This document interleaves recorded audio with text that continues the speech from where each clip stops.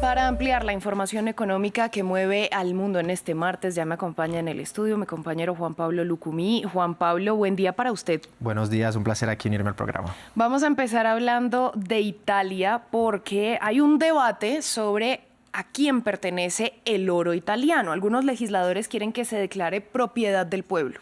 Así es, se trata de legisladores de coalición derechista de la primera ministra Giorgia Meloni, los que están presionando para que se llegue a esta declaración, lo que sería también un movimiento que críticos temen que allane el camino para una venta gubernamental del metal. Italia posee las terceras mayores reservas del oro del mundo, solo por detrás de Estados Unidos y Alemania, con aproximadamente 2.452 toneladas según los datos del Banco de Italia. Y tras el crecimiento o el creciente mejor aumento de los precios globales del oro, ahora Italia posee un valor de mercado de unos 285.000 millones de euros, gracias, recordemos, a esa valorización del oro al ser usado como el activo refugio por excelencia en medio de la incertidumbre, que hay que decirlo que justamente en estos tiempos, en medio de aranceles y tanta volatilidad, las personas trasladan este dinero a esta reserva o este activo. Por un lado, por ejemplo, el Partido Hermanos de Italia, del que Meloni hace parte, ha defendido la idea de la siguiente manera. Ellos han dicho: sentimos la necesidad de dejar claro que el oro es fruto del trabajo de nuestro pueblo. Ese oro siempre ha sido propiedad del pueblo de Italia, es algo que ellos han defendido en diferentes escenarios. Y por otro lado, el Banco de Italia recordó la necesidad de mantener el oro como respaldo de la divisa, algo que trae seguridad. Escuchemos. Poseer el oro como parte de las reservas oficiales de divisas del país refuerza la confianza en la estabilidad del sistema financiero italiano y del euro, y son una salvaguarda para el Banco de Italia en el cumplimiento de sus funciones públicas. Juan Pablo, ¿de dónde nace esa solicitud o exigencia de que el oro sea declarado como propiedad del pueblo? Revisémoslo, porque la cuestión de quién posee las reservas de oro de Italia ha sido una preocupación para los partidos de derechas italianos desde que se hizo una reestructuración del Banco de Italia hace ya una década, y que hizo que algunas instituciones financieras, incluidos prestamistas privados, se convirtieran en accionistas del Banco Central.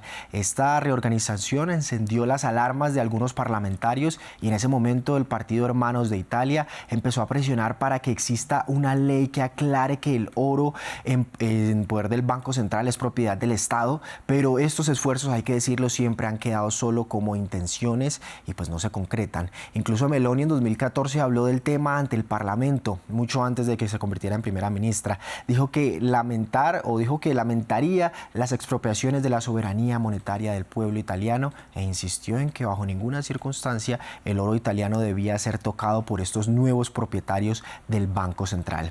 En resumen, la idea de los partidos de derecha es dejar explícito que el oro es un bien público fruto del trabajo nacional y que no puede ser tocado, vendido o controlado por entidades privadas o accionistas del Banco de Italia, y que es justamente este Banco de Italia el que lo administra como custodio. Hay que recordar también que es supremamente importante estas reservas pues que se mantengan ligadas a la divisa.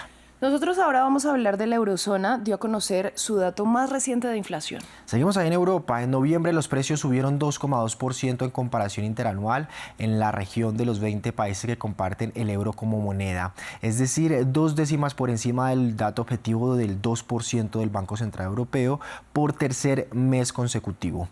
La cifra anual del martes superó la predicción de los economistas en una encuesta de Reuters que indicaba que la inflación en realidad se mantendría estable en el 2,1% interanual, pero también se produce después de que la inflación anual en el mayor estado miembro del área monetaria, estamos hablando de Alemania, subiera al 2,6% en noviembre desde el 2,3% en octubre, por encima de lo que predecían los analistas. Por ejemplo, si revisamos los datos de Bélgica, hay que decirlo, tenía una inflación del 2,6%, al igual que Alemania, lo vemos acá, están 6 décimas por encima del objetivo de ese 2%. Francia es una de las que mantiene uno de los más bajos, pero ya excesivamente bajo ese objetivo del 2%, un 0,8%, y hay datos como por ejemplo el de Austria que ya dobla ese objetivo. Italia está en un 1,1% y España también se aleja bastante de ese objetivo que tiene el Banco Central, que también lo tiene Estados Unidos, del 2%. Revisemos ahora cómo está el panorama de las tasas de interés, que va muy ligado al dato de inflación,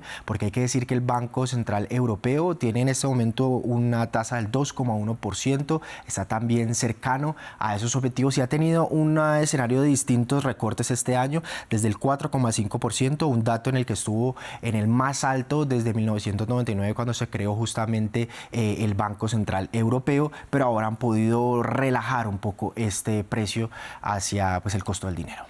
Juan Pablo, vamos a hablar de la OCDE. Renovó sus previsiones de crecimiento económico para varias regiones. Valentina, la Organización para la Cooperación y el Desarrollo Económicos advirtió que existen futuras debilidades, así lo mencionaron ellos, vinculadas a eventuales nuevos aranceles o a una generalización de restricciones a la exportación de productos críticos como tierras raras, y esto podría complicar el panorama de crecimiento. Pero fue optimista con el crecimiento del PIB de la primera y segunda economía del mundo, así como el de la eurozona.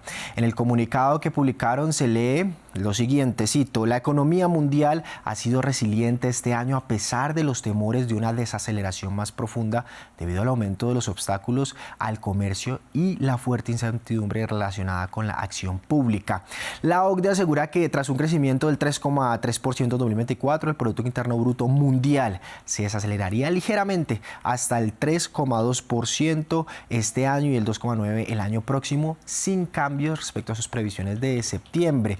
Pero hay que decir que Estados Unidos registra una mejora de 0,2 puntos porcentuales en su previsión de crecimiento para este año hasta el 2%, y pues esto pese al deterioro del mercado laboral y la persistente inflación y también a la debilidad del bloqueo presupuestario. La zona euro por su parte también mejora su previsión al 1,3%, lo vemos ahí en pantalla, eso es un 0,1 puntos porcentuales por encima respecto a la previsión anterior, mientras China, la segunda economía del mundo, tiene una previsión bastante alta de un 5%, está muy ligada a los objetivos también de Beijing de crecer justamente un 5% como lo han venido haciendo cada año, en algunas ocasiones también un 5,2%. Pues Juan Pablo, a usted muchas gracias por toda esta ampliación económica. Con este panorama macroeconómico cerramos. Nosotros vamos a cerrar este bloque con información de último minuto porque el expresidente hondureño Juan Orlando Hernández salió de prisión donde pagaba una larga condena por narcotráfico, 45 años de sentencia, después de ser indultado por Donald Trump. Esto solo 3 días después del anuncio del republicano. Así lo informaron el Buró Federal de Prisiones y la esposa del exmandatario. Nosotros cerramos este bloque, volvemos en minutos.